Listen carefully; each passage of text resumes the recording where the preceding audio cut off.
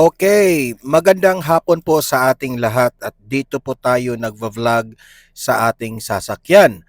At heto na po, i-update ko kayo na itong si DPWH Secretary Vince Dizon ay nagsalita na at nilaglag itong si Matibag. O, alamin mamaya bakit nilaglag ni Dizon itong si Matibag.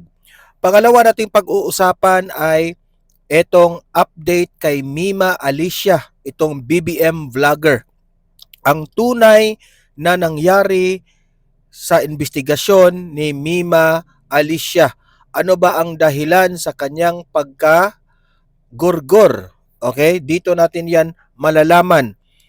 Kasi po marami sa mga vloggers ng mga Insaymada vloggers, itong mga vlogger ng mga BBM ay parang pinagbibintangan pa ng ang mga Duterte na naman na siya ang Duterte raw ang dahilan kaya siya natigok, no?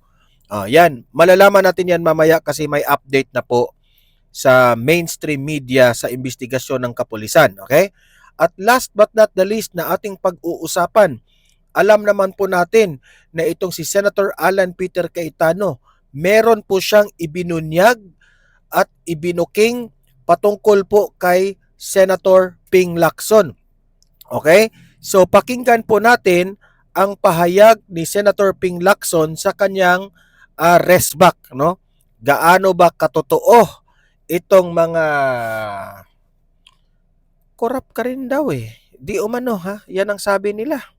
Korap ka rin daw. So meron pong interview itong si Ping Lacson, ipinagtanggol niya ang kanyang sarili.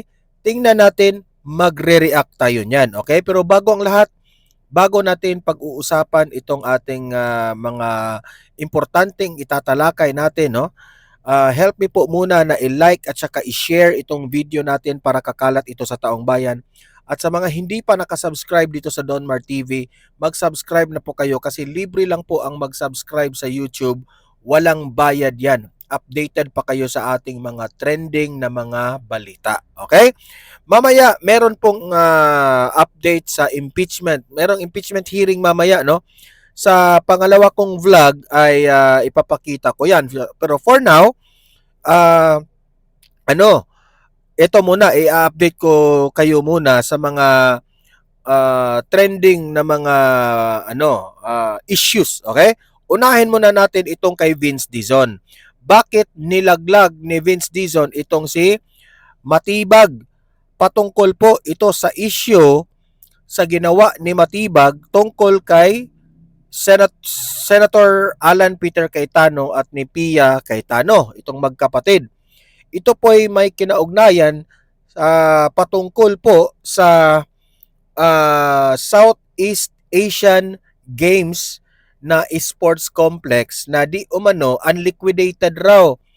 Na parang ipinamumukha nila na merong korupsyon, unliquidated. So alam nyo naman, pinopolitika na naman. Para ito na naman ang ibabato nila kay Senator Alan Peter Cayetano na parang pananakot ito para ilihis ang issue dyan sa impeachment para matanggal na naman ang mga kasabahan dyan sa Senado para ubusin na nila yung mga anti-BBM dyan na mga senador. Akala siguro nila, yun po ang solusyon nila para ma-impeach itong si VP Sara. Pero sorry kayo, hindi yan mangyayari. Okay? Heto po, si Vince Dizon, kumanta na, nilaglag si Matibag. Ito, pakinggan ninyo. Salita na si dating BCDA President at ngayon DPWH Secretary Vince Dizon sa issue ng umano'y anomalya sa 2019 SEA Games. Sabi ng kalihim, malinis ang kanyang konsensya at walang bahid ng korupsyon ng mga naipagawa nilang sports facilities. May Express report si Brian Castillo. Malinis ang konsensya natin at naniniwala tayo na napakaayos nung mga facilities na. Ang hindi ang hindi alam ni Matibag na itong si Vince Dizon is part of that. Okay? Part siya doon sa mga itinayo doon sa SEA Games. Naalala ko pa nga yun eh. Nung every time na magsalita si Tatay Digong, no? Yung mga late night na mga meetings nila na talagang nila-live yan gabi-gabi sa sa RTVM. Kasi gusto ni former President Duterte na lahat ng mga meetings ng mga secretaries transparent sa taong bayan na maririnig talaga yung mga meeting nila kung ano yung pinag-usapan, ano yung move ng gobyerno. Yan ang kagandahan ni Duterte at that time. At isa sa mga secretaries ni Tatay Digong ay itong si Vince Dizon. CEO raw, okay? Itong si Dizon doon sa mga itinayo doon sa Southeast Asian Games kasi pinipressure na ni Tatay Digong at that time na gawin nyo ng tama yung mga itinayo nating mga sports facilities sa 2019 kasi ayaw kong mapahiya sa buong mundo. Meron po tayong mga Asian countries na bibisita dito sa Pilipinas at ayaw kong mapahiya. Galit na galit si Tatay Digong. Kung may makikita akong korupsyon ni isang katiting dyan, lagot kayo sa akin. Yan ang sabi ni Tatay Digong. So, talagang yung mga secretaries doon ay talagang takot na takot. At talagang they did it with heartily kasi ayaw nga na mapahiya ni Duterte at that time. So maganda po ang nagiging takbo. Kung maalala po ninyo, si Manny Pacquiao pa nga ang nangunguna doon, no, na yung sa patungkol sa church, di ba? So ngayon, ang hindi alam ni Matibag, part si Dizon. At si Dizon ngayon is part of the cabinet secretary ni BBM. So, si Dizon, sabi niya, malinis ang konsensya niya doon na walang bahid na korupsyon ang nangyari doon. So meaning to say, ang kanyang pamumulitika ni Matibag dito sa mga Cayetano na parang tinatakot nila, wala na. 'Di ba? Wala na. Bullseye. Pahiya ka dito. Wala kang makukuha diyan sa gusto mong imbestigahan na Southeast Asian Games sports facilities at mga sports complex diyan. Wala kang makukuha diyan. Hindi natin alam. Marami ang mga nagsasabing mga vloggers at mga political analyst na baka si BBM na naman ang nag-utos dito kay Matibag. Gawan mo ng paraan para i-pressure mo si Cayetano at kung as much as possible, igaya nyo kay Marcoleta at ni Jinggoy na makulong yan. Baka ganun lang. Yan ang mga analysis ng mga political analyst at mga vloggers. Hindi naman tayo ang nagsasabi niyan. Which is ako rin, yun rin ang inisip ko, no? Na baka may ganun nga, no? So ngayon, paano yan ngayon? Si Dizon na ang nagsabi. Pahiya ka dito Matibag. Ito ang iginiit ni Public Works Secretary Vince Dizon sa muling paglutang ng mga umunoy irregularidad sa mga naging gastos ng gobyerno noong 2019 Southeast Asian Games. Si Dizon kasi ang noong President at CEO ng Bases Conversion and Development Authority o BCDA. Ayan, Sila no? ang nangasiwa ng Itim pa nga yung buhok ni Dizon yan at that time. Ayan, no? Actually guys, nakapunta na po ako dito Very grabe talaga. Sabi ko, ito yung tatak Duterte na mga, ayan yung, dyan kami umiikot dyan kaming mga, kasi ako po ay isang coach sa isang paaralan dito sa amin ng isang public college sa NORSU, Negros Oriental State University, kung saan tayo po ang representative ng coach kasi yung coach namin sa swimming hindi makadalo doon. So ako yung ako yung acting coach sa mga swimmers doon sa NORSU, Negros Oriental State University. So sinamahan ko yung mga swimmers ko. Diyan nagpaparade kami. Sobrang ganda po 'yan. Nakita namin diyan yung opening namin. At ito rin yung ginamit ng Southeast Asian Games. Nandun kami doon sa yung parang complex ng saan ginanap yung competition ng swimming. Grabe guys, very high-tech, may LED wall, tapos ano pala yan eh, by lanes yan kung saan sila mag-swim eh. Tapos in every lane na kung saan sila lumangoy, meron yang mga timer. Okay? Hindi ko lang alam kung ano yung term niyan. Basta merong timer. Kung ano yung nakikita nyo sa World Olympics sa China, sa sa France na mga Olympics dati, yun rin ang ginawa ni Tatay Digong sa mga complex dito. Talagang pang world class kasi po ang kinuha ng mga nagbi-build dito, sabi ni Tatay Digong at that time, hindi yung basta-basta mga taga dito lang sa atin. Ang kinuha niya, yung may alam talaga kung paano po itong mga facilities na ito gagawin. Okay? So ayan, saksi po ako dyan. Saksi po ako dyan. Konstruksyon ng multi-billion pesos sports facilities sa New Clark City sa Capas Tarlac na naging venue sa Tarlac ng naturang yan. sports event. Sabi ni Dizon, kampante siyang maayos at walang bahid ng anomalya ang mga proyekto. Matibag, kung meron kang panahon, puntahan mo ito. Yun yung swimming facilities. Grabe. Puntahan mo, matibag ha. Lumangoy ka dyan sa swimming pool na yan para malaman mo, para isampal ko sa iyo yung tubig dyan. Gaano yan kaganda yan complex ni Duterte. Kasang loob natin at talagang napakaganda ng mga facilities na yon. Nakita nyo naman, no? Nagbigay yan ng Karangalan sa atin nung SEA Games noong 2019. Pati mga dayuhan, pati mga taga Singapore, pinupuri yan. Tapos, ang nakakatuwa, ginagamit yan ng mga atleta natin. Katunayan, handa raw ang kalihim Halaka Dizon ha. Cabinet Secretary ka ni BBM at pinuri mo yung ginagawa ni Duterte. Lagot ka dyan ha. Ano ka na, BBM? Pahiya ka dito, sekretary mo, pinuri si Duterte, na makipagtulungan sa isasagawang investigasyon ng NBI. Sakali anyang ipasabi na siya, ay agad naman daw siyang tatalima rito. At kagaya nga na sinabi na rin ng Ombudsman tsaka ng NBI, 2021 pa yan na-dismiss eh. May nagkaso na dyan eh.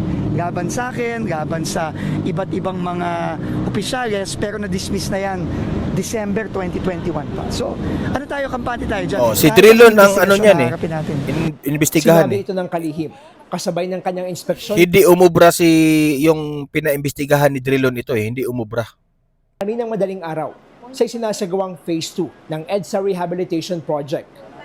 Sa ikalawang bahagi ng proyekto, nagsimula ng aspaltuhin ang bahagi ng EDSA northbound mula sa May Buendia sa Makati hanggang makalampas ng MRT Boni Station sa Mandaluyong. 2 linya sa northbound lane ang isinasara mula alas 10 ng gabi hanggang alas 4 na madaling araw kinabukasan. Kaya nitong weekend, marami ang naipit sa mabigat na daloy ng trapiko mula sa Guadalupe dahil halos isang lane lang ang nadaraanan ng mga motorista. Gusto lang natin masigurado na unang-una, mabilis yung pagtatrabaho, at the same time, talagang nami-minimize natin yung aberya sa mga kababayan natin. Humihingi naman ng kalihim ng pag-unawa at kaunting pasensya pa para sa mga motoristang maaapektuhan ng EDSA Rehab. Tiyak naman daw na mas magiging maayos at ligtas na ang biyahe oras na matapos na ang proyekto na target maabot sa 2027. Nagbabalita mula sa frontline. So ayan yun yung sinabi ni Dizon At least you know already, okay? So matibag, pahiya ka dito. So heto na po yung sinabi ko sa inyo. Ito yung update kay Mima Alicia. Ito po. Meron na po tayong tinitignan, sir, na possible perpetrators po nitong krimen na ito.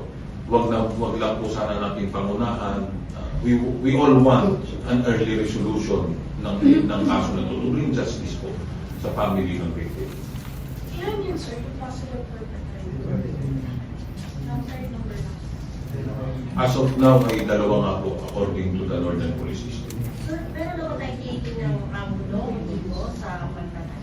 Tinitignan natin lahat, ma'am, but according sa initial na report from the Northern Police District, it could be something personal, yung sa personal life po niya, and isa rin po malaking chance sa issue her work. Malinaw personal life niya. Ang dahilan po sa pagkatigok ng itong BBM vlogger na ito na itong vlogger na ito ay laging binabanatan si Tatay Digong na sinabi pa niya noon, karton at garapon raw si Duterte. Kasi yung mga picture ni Duterte na nandoon sa karton, doon sa Netherlands, doon sa Hague, yun ang kanilang binubuli. Karton raw, karton. Tapos, si Tatay Digong malapit na daw matigok at ilalagay na daw sa garapon. Sinong mas nauna ngayong naging karton at naging garapon, di ba? Kasi itong vlogger na ito, para sa akin para bang nakarma rin siya eh.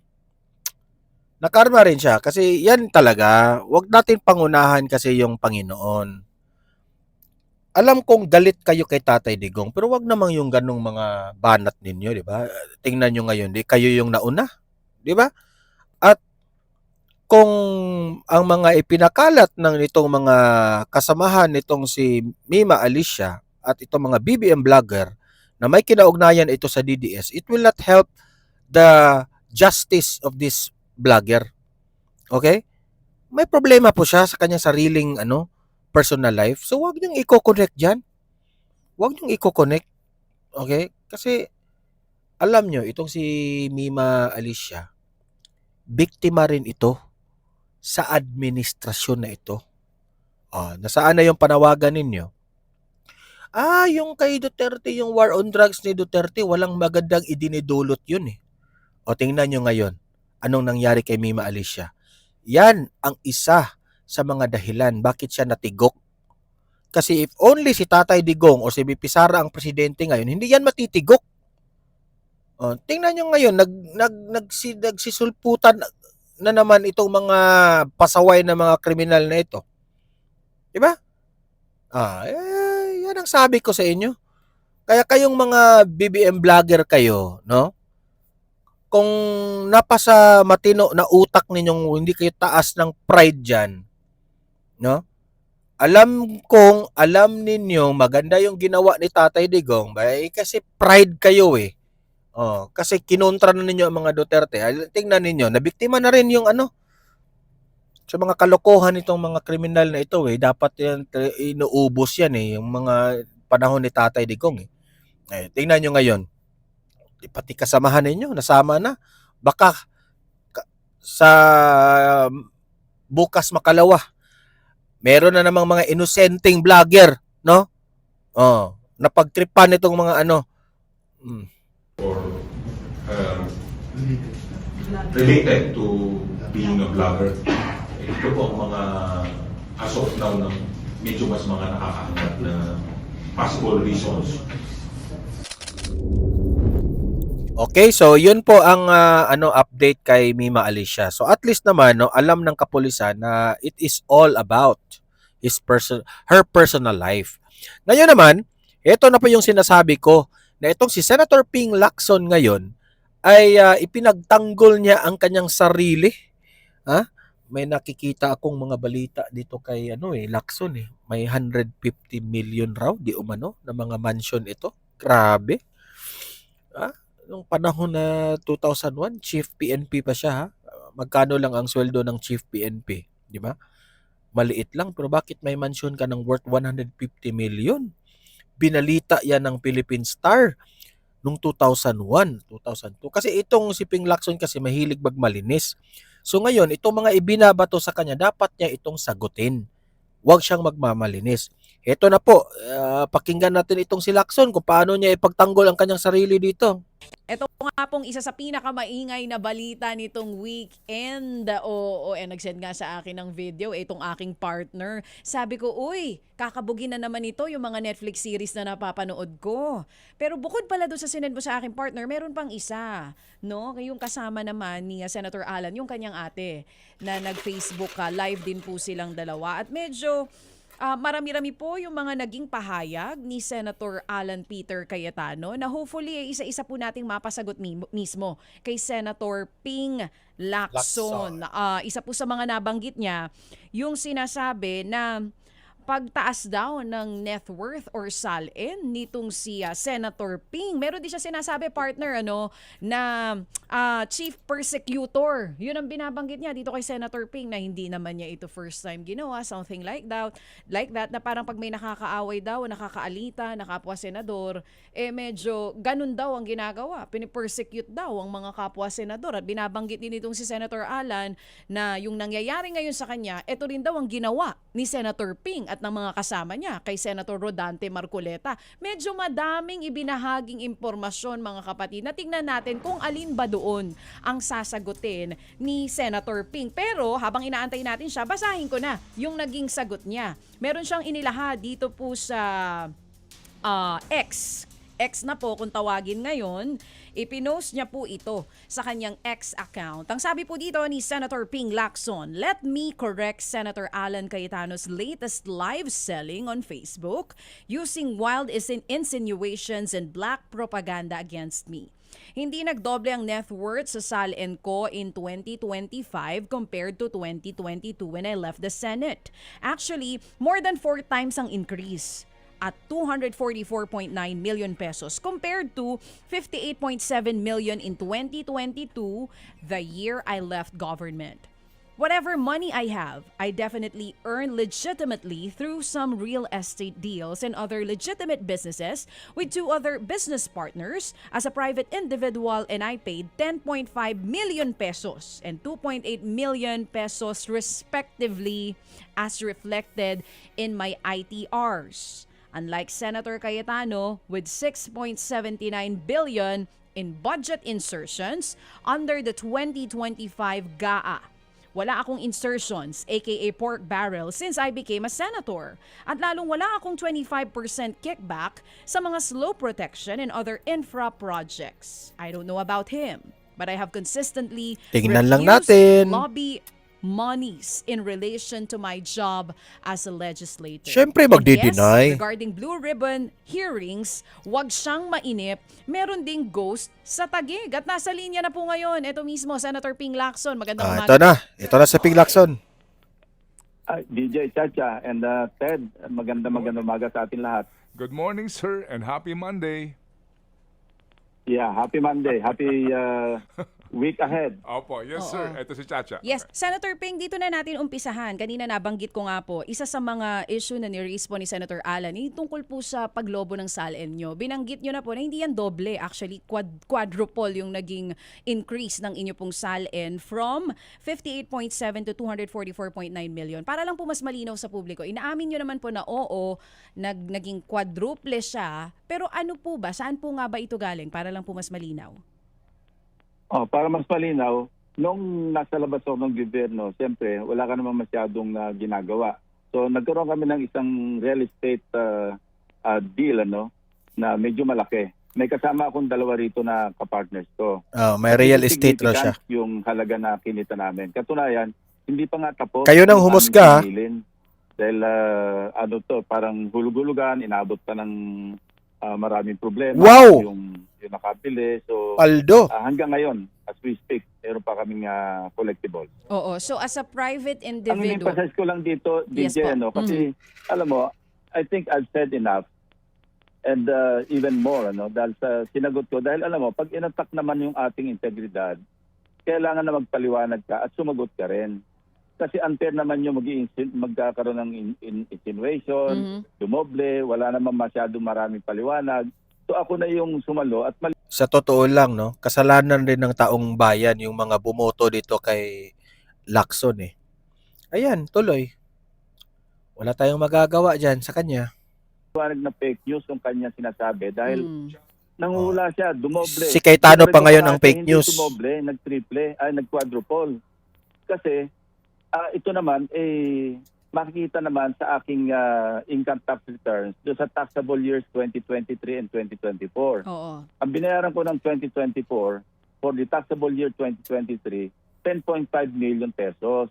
Kasi ayoko rin, alam mo, diniscuss din namin ito ng aking ibang kasamahan, na napakalaking halaga, sayang naman. Sabi ko, kaysa mag-explain pa ako later on, alam mo, this will haunt me kung sakaling dadayain ko pa yung tax. Bayaran na lang natin ng tama. Oo. Ano? Oo. So, yun. wow, ang galing, no? Ang galing magpaliwanag. Parang santo. Ay, nako. 10.5 at sumunod na taon 2024 na nagbayad ako ng 2025 nasa mga 2.8 kasi yung ibang siyempre may mga nakolekta pa. Mhm. Basta nagko-correspond doon sa aking Basta ako, Lacson, good luck na lang sa 2028 kung mananalo si VP Sara. Kasi ito, issue ito, isa ka sa mga paiimbestigahan. I'm very sure of that. Kaya maghanda-handa ka rin. income. Pinapal ko ng tama kasi nagko-consult din ako sa mga kaibigan kong taga-BIR. Mas mainam na yung ganon para kwentas klaras. Okay. Pero para mag-insinuate na parang kurap ako dahil nagdoble, hindi ko maintindihan eh. So, yun. Ang ano ko lang, parang, alam mo, wala akong pork barrel. Since nung naging senador ako, at mula pa nung nasa law enforcement ako, inalagaan ko yung aking integridad. Wala akong Wow! pinukuhang Inalagaan mo yung integridad mo? How about yung panahon na ikaw ay Chief PNP na binalita ng Philippine Star na meron ka daw di umano 150 million worth of mansion. Okay? Nakita ko kasi yung vlog ni Banatbay kanina, yun ng that was 2001 ago. You explained that. Kasi ang punto doon, nagmamalinis ka ngayon, di ba? So dapat tanungin ka rin ng taong bayan. Meron ng karapatan ang taong bayan magtanong kung ano yon. Saan galing yung pera na yon na nakapagtayo ka ng mansyon? Kasi Chief PNP ka lang at that time di ba? Kaya masyado tayo nagmamalinis ngayon at ang dami pala nating dapat ipaliwanag, di ba? suhol galing sa mga gambling lords, pati yung mga nagtatransact ng business, yung mga contractor, supplier sa PNP. Sinisigurado ko na walang potong. Kaya nga nakapag-lead ako by example sa PNP at tinuloy-tuloy ko itong aking advocacy nung ako'y naging senador. Ang sumalubong nga sa akin, hindi naman kaila sa inyo, di ba? Noong 2001, sinalubong ako na Ador Mawanay, na late General Corpus, na meron akong $320 plus million stashed in some foreign banks. So ako noon, paliwanag mo yun? Kasi meron nakalagay doon na Citibank Hong Kong. Sumulat pa ako sa regional officer ng sa Asia. At sabi ko, ito yung mga bank accounts na ina-attribute sa akin. Paki-certify nga kung ito ba'y... Kasi nag-alala ko noon, baka nilagyan ng kung sino yung nag-open ng bank account para sa akin. Pag i-withdraw rin, para mapakita lang na meron akong bank account. Sige po. Sumagot yung Citibank sa akin, ang sabi nga, pattern ito ng credit card. So, long and short, nag-apologize pa si General Corpus publicly saka personally. Si Ador Mawane nag-retract. Pati, alam mo, dinaanan ko na ito, ayoko na maulit, yung merong insinuation na lalalim hanggang sa matabunan. Kaya sinagot ko na kagad. Sige po. Senator Ping, you have answered that question already. Pero last na lang po sa issue na ito. Para matapos na ito, maglalabas po ba kayo ng mga dokumento para patunayan na talagang kung may paglaban po sa inyong net worth, lahat Galing ni yun ay Didi galing Chacha, sa malinis na paraan. Nung kayo Tama po yan. citizen Income tax, kaya nga binulugar ko na nga pati yung aking binayarang income tax return. Oo. Yan, confidential yan eh. Katunayan, pagka inilabas yung income tax returns mo, either kailangan may written authority pa ng presidente, pero ikinusa ko na nga yung halagang binayaran ko para mapakita ko na kinita ko sa maayos na paraan yan. So para maimbestigahan pa ako dyan, inunahan ko na nga. Oo, At so ako'y diba? naman ako kung gusto So, hindi po, at least you got to, anong tawag doon? Sa English na yon? Get the taste of your own medicine. Yan po ang nangyayari kay Senator Jinggoy at ni Senator Marcoleta na nakakulong ngayon. 'Di ba? Mahirap yung pagbibintangan ka, 'di ba? Na dapat mong ipaliwanag, 'di ba? Pero ang problema doon sa kay Marcoleta at ni Senator Jinggoy ay wala kayong pruweba at ebidensya doon na nagpapatunay na sila po'y korap. Okay, aligasyon pa lamang. Pero the fact that plunder yung mga kaso nila, makukulong ka talaga. Pero yung sa'yo, tingnan lang natin. Kasi mahirap na yung nagmamalinis tayo tapos meron rin para tayong dapat ipaliwanag sa taong bayan eh, di ba? Oh. Imbestigabi, sige. Oo. Pero para, alam mo, para palawagin ko pa itong usapin nito, kaya nga tinapos ko na. And ang buwelto nga sa kanila, para maliwanag, ako, wala akong insertion. Kaya yung may insertion na 6.79 billion pesos. Sa 2025, GAA pa lang yan. Eh hindi niya nga ito ma-address eh.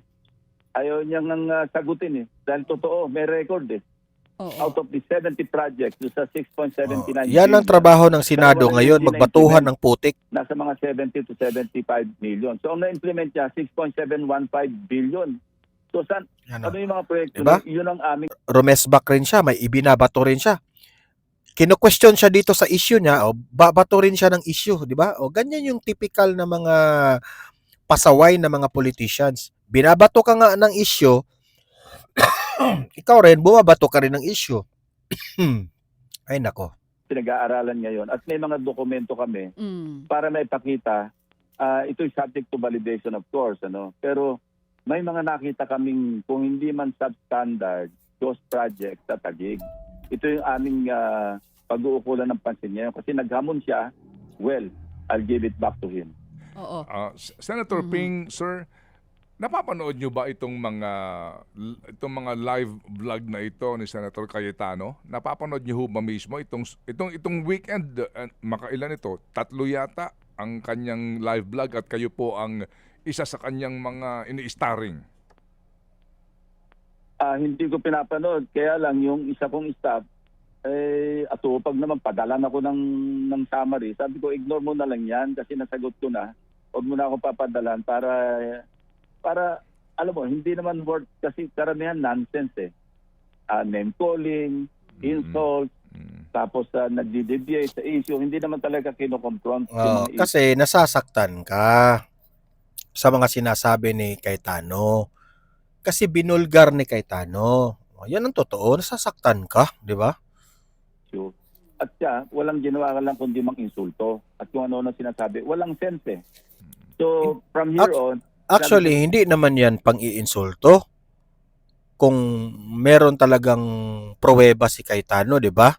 Hindi yan pang-iinsulto kasi before, siguro, bago ibinabato ito ni Senator Alan Peter Cayetano, may pinanghahawakan itong si Senator Alan na baka nasabi niya ito kasi may alam siya. At meron siguro siyang ebidensya na makapagpatunay niyan, di ba? Tingnan lang natin. sabi ko, ignore mo na lang niya, huwag mo na lang akong padalhan. Opo. Kasi sa mga nakakapanood sa kanya, kaya nga po napakainam din na nandidiyan kayo, paano po dapat ito tangkilikin ng mga nakakapanood sa kanya, either supporter niya or hindi man, yung mga sinasabi, halimbawa, na kayo ay pakawala ng Malacanang, na si Senator Erwin Tulfo attack dog ninyo.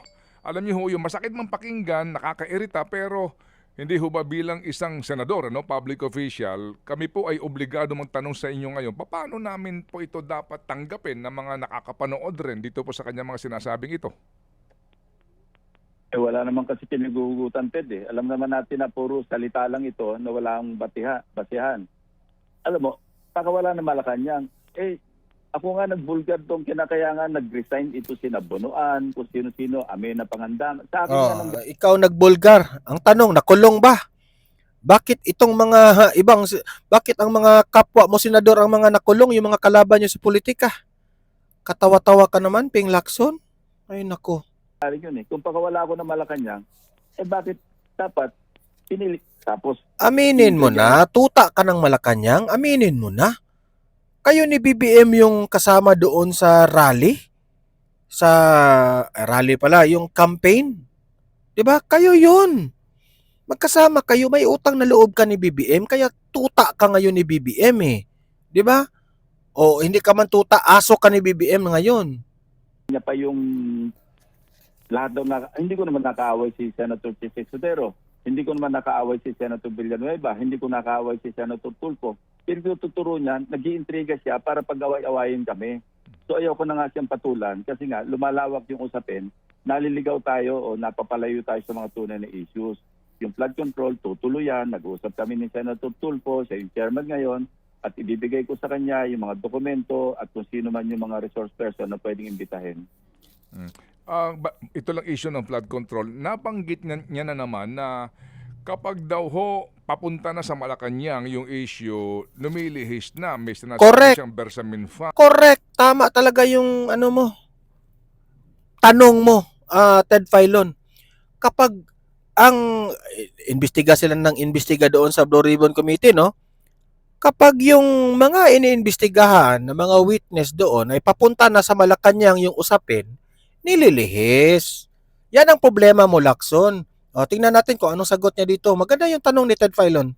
Dahil, ano po, yun, yung mga ganun po na mga, kumbaga nahinto yung inyong investigasyon during that time na kayo po ang chairman, nung ika niya, papunta na ho sa Malacanang, ang tinutumbok po ng ang issue. Again, Ted, hindi totoo yan. Alam mo, kaya nasuspend yung hearings doon. Inintay kong makumpleto yung signatures doon sa aking partial committee report. Kasi kung nakumpleto yun, i-report out ko sa floor, sponsoran ko, didebate namin, at kung ma-adapt yun, tuloy-tuloy i-resume parang phase 2. Bakit mo pinapipirmahan na hindi pa man napatawag lahat ng mga gusto ng taong bayan na si Saldico, si Martin Romualdez, hindi nyo napatawag. Yan nga ang sabi ni Marcoleta, bakit kami pipirma dyan? Na hindi pa man tapos.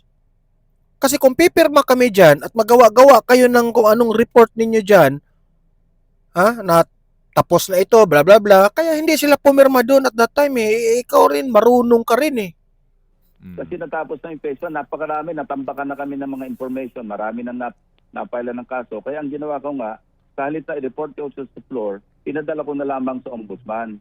At hindi naman sa pagmamalaki, Ted, malaki naman ang na-contribute ng Blue Ribbon Committee under my watch doon sa mga umuusad na mga kaso ngayon sa ombudsman pati sa Sandigan Bayan. So, alam mo, lahat ng patutsada niya, palihis para sa akin ha, ikaw Lacson, wala ka talaga. Pulpul ka, wala kang, anong tawag doon? Wala kang kwentang wala kang kwentang senador, sa totoo lang. Alam mo, Lacson, gawin mo na lang, sir. Yung mga taong bayan na bumoto sa iyo, meron po silang purpose bakit ka binoto. Yung mga sinasabi mo during the campaign, rally, diba? Gawin mo na lang yung mga pinagsasabi nyo. Hindi yung mayabang kayo sa salita, pero sa gawa naman, wala naman kayong ginagawa. Diba? Imagine that one, sasabihin mong walang mastermind. Anong akala nyo sa taong bayan, mauuto ninyo? Merong mastermind. Ayaw nyo lang imbestigahan. Kaya wala kang kwentang pagkasenador. Yun ang katotohanan. Kaya kami galit sa iyo kasi ikaw hindi mo ginagampanan yung dapat mong gampanin. Okay? Akala namin, binoto ka ng tao, akala namin, yung mga pinagsasabi nyo doon sa mga press media ninyo ni Soto noon, kami ay magiging senador, amin pong tatakbuhan yung mga ipapanagot namin yung mga korap. Lahat ng mga pinagsasabi nyo hindi naging totoo. Diba? Kaya good luck na lang sa 2028 kung mananalo ka pa. At kapag si BP Sara na ang maging presidente, ewan ko na lang kung saan ka pupulutin. Kasi may nakabinbin ring mga dapat ikaso sa inyo. Kasi may issue ka rin Di ba? Yung mga aligasyon ni Alan Peter Cayetano, talagang re-resbakan ka dyan. Obviously, hindi ko sinabing guilty ka ha, pero expect ka na lang na meron talagang dapat i-explain sa taong bayan. Okay? So, kayong mga audience na mga nanonood ngayon, I need to know your opinion. Okay? Ang inyong opinion, ilagay nyo sa comment section para mabasa natin yan, ha? Sa basing sa ating itinalakay, ano sa tingin ninyo? What is your comment on Lacson? And at the same time, guys, sa mga nanonood ngayon, paki-like at saka paki-share na lang po, no? Para kakalat ito sa taong bayan. At sa mga hindi pa nakasubscribe dito sa aking channel, mag-subscribe na po kayo. Okay? See you in my next video. Have a great day. Have a great night. God bless po sa ating lahat.